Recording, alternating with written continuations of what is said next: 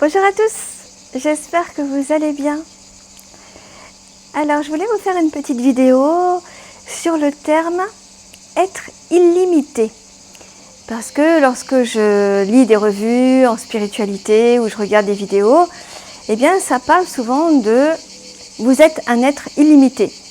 Et pendant longtemps, je me suis demandé ce que ça voulait dire cette histoire d'être illimité. Parce que moi je me trouvais vite limitée en fait. Donc je ne comprenais pas du tout et ça m'énervait de ne pas nous expliquer ce que ça voulait dire cette notion « vous êtes un être illimité ». J'ai enfin compris. J'ai mis quand même quelques années à comprendre. On est illimité, certes. Pourquoi? Parce que déjà nos pensées sont créatrices. Donc à partir de là, est-ce que vous saisissez l'idée? Mes pensées sont créatrices. Donc, j'ai envie de quelque chose, je vais le visualiser, l'imaginer, le demander. Rappelez-vous, si vous ne demandez pas, vous n'aurez pas. Vous êtes accompagné, nous sommes accompagnés. Et là, j'ai vraiment un message pour vous dans ce sens. Ouvrez vos yeux, ouvrez vos oreilles, regardez les choses différemment. Regardez les dessins dans les carrelages, regardez les arbres, regardez les fleurs, regardez les nuages. Observez et voyez tous les signes qu'on vous envoie. Des cœurs, des visages, des ailes, des plumes. Donc dans ce sens, si vous visualisez le positif en demandant, on va vous envoyer des signes. Vous allez avoir des synchronicités. Donc, je comprends ce que veut dire les pensées sont créatrices et je me crée ma réalité. Si je suis dans le positif, j'attire le positif. Si je me dis que je ne vais pas y arriver, que tout ça, c'est pas pour moi, je suis nulle, allez, autoflagellation, autosabotage, ça ne va pas marcher. Donc, puisqu'on est capable de se saboter, ça on est très fort, pourquoi est-ce que vous ne seriez pas capable de voir les choses de façon positive? Pourquoi est-ce que ça ne marcherait pas de l'autre côté, dans l'autre sens? Bien sûr que si. Restez positif, visualisez le positif et vous verrez que ça marche. Donc, ça, première chose. Deuxième chose, je peux me réparer. Mais comment ça? T'es pas obligé d'aller chez le psy, t'es pas obligé d'aller voir un médecin ou autre? Eh bien non, je suis capable de me réparer tout seul, par des visualisations, par des reprises de scénarios, par des méditations, par plein de choses. Bien sûr, quand on n'y connaît rien, on a besoin d'être guidé et on a besoin d'apprendre. Et je ne vais pas vous dire aujourd'hui, arrêtez d'aller chez le médecin, parce qu'on a besoin des médecins, bien sûr.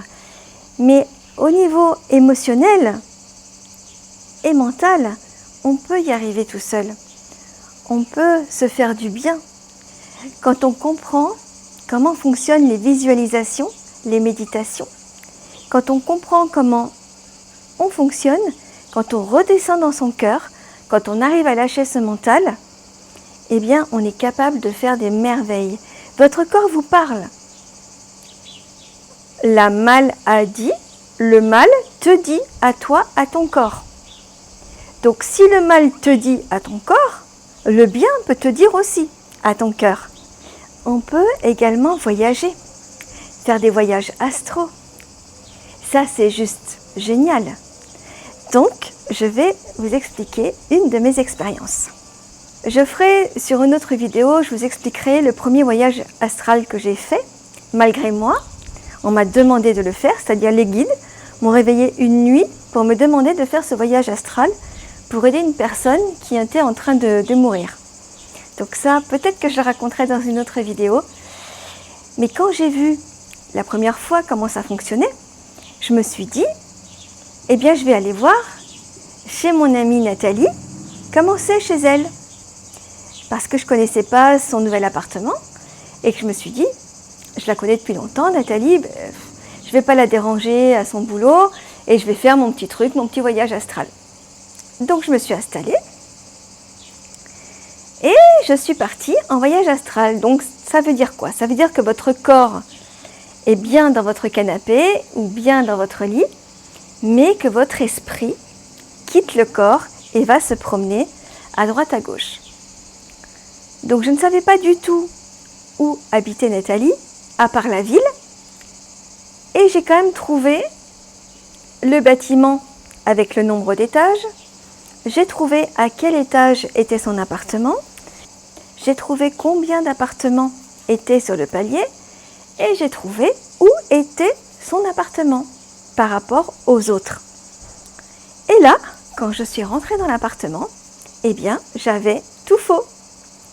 Parce qu'il y a des lois divines, des lois cosmiques, peu importe, mais on ne fait pas n'importe quoi de l'autre côté. Je l'ai appris à mes dépens, donc là, ce n'est pas très grave, parce que quand j'ai appelé Nathalie, je lui ai dit « Coucou Nathalie, et voilà, je suis allée voir où tu habitais. » Et là, effectivement, Nathalie, qui m'a connue quand même à 15 ans, et qui ne m'a pas connue comme je suis maintenant, qui m'a connue normale, on va dire, elle était scotchée, elle m'a dit « Quoi? Comment ça, tu es venue voir chez moi ?»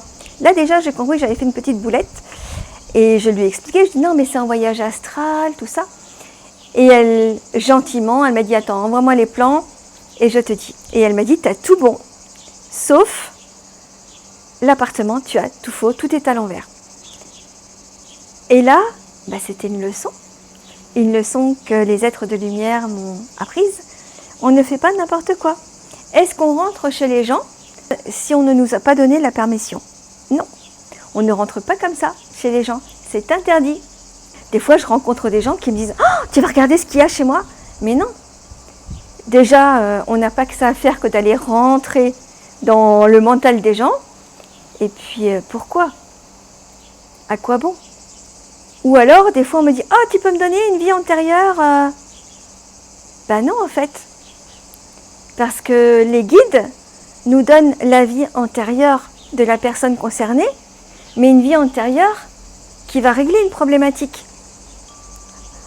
On ne nous donne pas une vie antérieure comme ça, comme on va faire un tour à la fête foraine. Pas du tout. C'est vraiment ciblé.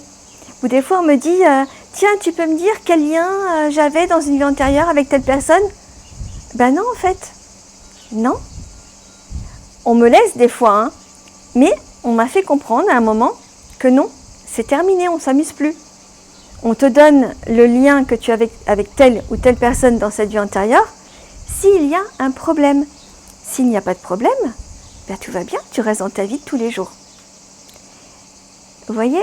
Et en fait, ça rejoint aussi cette notion de « je suis illimité ». Nous sommes, hein, pas « je hein, », on est d'accord. Hein. Nous, tout le monde, on est capable de se promener d'un endroit à un autre, de voyager dans le temps, dans le passé, dans le futur, dans le présent, peut-être d'aller sur d'autres plans, par le voyage astral, d'avoir des flashs, de soigner les gens avec ses mains, avec ses mots.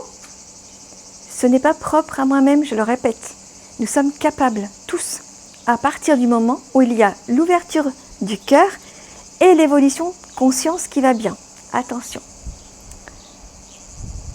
Et c'est là qu'on voit, mais waouh, tout ce que tu peux faire en fait, tout ce que nous pouvons faire. Est-ce que c'est pas génial de pouvoir voyager en étant dans son salon? Est-ce que ce n'est pas génial de pouvoir aider les gens à distance? De les soigner à distance? De les soigner en vrai? De voir au-delà? De créer ma vie? De visualiser ma vie? D'être dans la joie, l'amour? C'est génial. Donc à partir de tout ça, on peut dire et comprendre, voilà pourquoi nous sommes des êtres illimités. Je pense que j'en ai oublié encore des choses. Hein. À mon avis, je n'ai pas tout dit là, j'ai dû en oublier. Mais comme je ne prépare jamais mes vidéos, eh bien, ça fera peut-être l'objet d'une autre vidéo à venir. Je vous dis à très bientôt, chers êtres illimités. Bye!